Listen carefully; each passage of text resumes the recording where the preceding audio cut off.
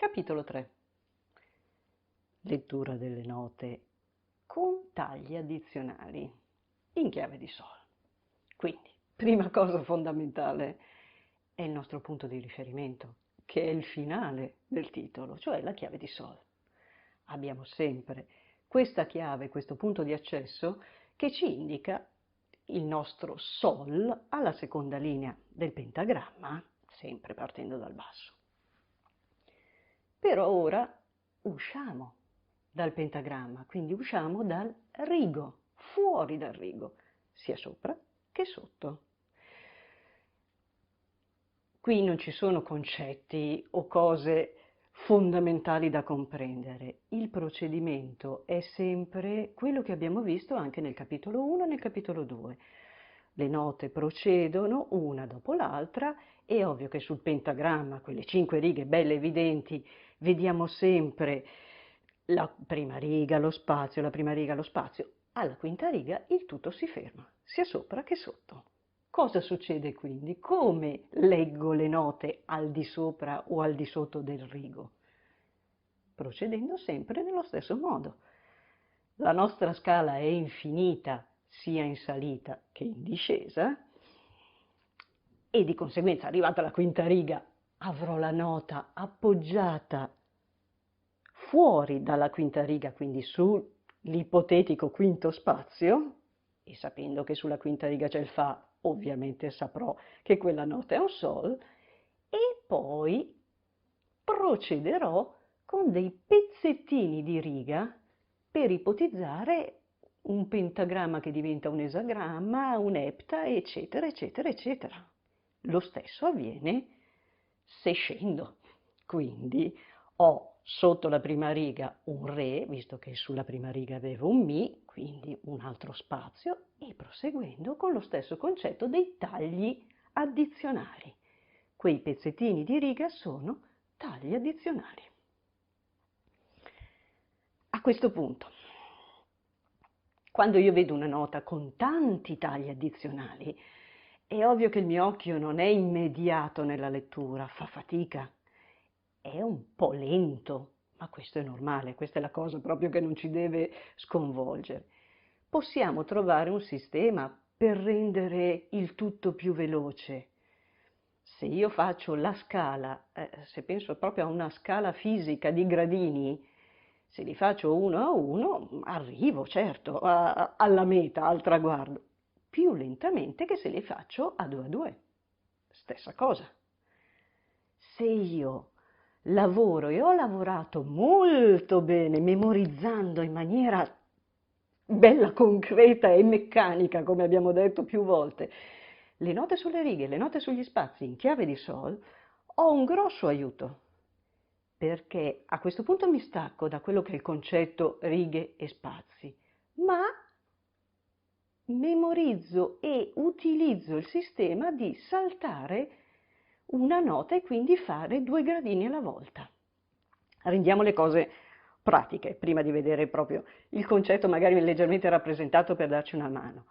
Se ho fuori dal rigo, quindi nella parte superiore verso l'acuto, una nota con 4 tagli addizionali, quindi si dice in collo, 4, e lei è appoggiata sopra a questi 4 tagli, allora è ovvio che, come abbiamo detto, se faccio tutti i gradini ci arrivo con calma, ma se io mi ricordo che l'ultima riga del pentagramma ha il Fa e ho memorizzato, immediatamente so che qui avrò il La.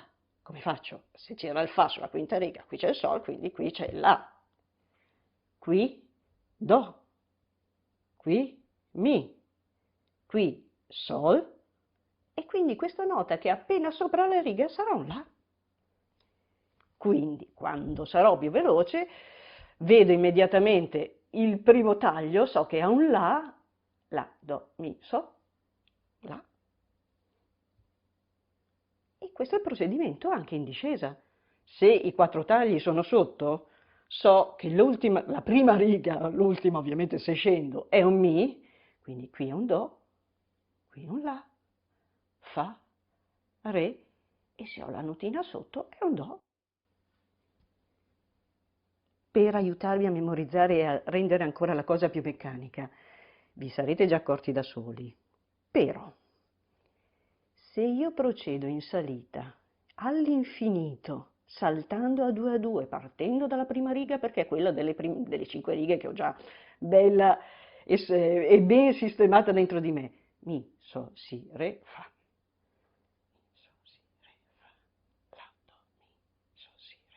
La, do, mi, so, si, re, fa, la, do, mi, so, si, re, fa, la, do, mi, so, si, re, fa, la, do, mi, lo, so. Tutto questo procedimento mi accorgo che è mi, so, si, re, fa, la, do, mi, erano gli spazi, fa, la, do, mi. Quindi se io sovrappongo la sequenza, non sto più a pensare righe, spazi, ecco che ottengo il procedimento infinito a due, mi, so, si, re, fa, la, do, mi, so, si, re, fa. E la stessa cosa, ovviamente in discesa. Fa, re, si, sol, mi, do, la, fa, re, si, sol, mi. E questo all'infinito, sia verso l'acuto e verso il grave. Tutto qui. Tutto qui, con un allenamento, un esercizio per rendere il tutto veloce, rapido, finché volete. Ecco, io adesso l'unica cosa che vi aggiungo è riguardo alla procedura di quello che è il vostro lavoro, se volete proprio rendere il tutto molto bello e solido dentro di voi. Come sempre avrete il test, ripeto che abbiamo tutti i link se vi servono in descrizione se non siete già sul sito, che allora trovate tutto direttamente in partenza. Quando avrete superato il test avete la possibilità di fare degli esercizi di lettura di note fuori dal rigo, quindi con i tagli addizionali, e lì non abbiate fretta, potrà essere un po' lento, ma vi aiuta tantissimo. C'è una cosa da sottolineare, non è che vi capiterà di dover leggere note con migliaia di tagli addizionali, ci sono dei sistemi poi per rendere le cose più veloci, che sono quelle quando le note superano un certo livello di taglietti, che allora l'occhio fa un po' di fatica, ecco che si utilizza il sistema di mettere un 8 e una righettina fino a quando vi serve, ovviamente quando al compositore serve indicarvelo, che indica o questo li dovete leggere un'ottava più grave e questi ovviamente anche al contrario potete leggerli un'ottava più acuta. Quindi nell'esercizio è giusto fare anche un po' di lavoro e di fatica, poi generalmente si rimane nella lettura nella prima cosiddetta ottava fuori dal rigo, sia sopra che sotto. E sarà anche quello che vi farò nel dettato, non esagero, state tranquilli, non vi preoccupate. Leggete sempre tutte le informazioni, tutti i testi che accompagnano il vostro lavoro, avrete tutto spiegato sempre. E quindi, buon lavoro!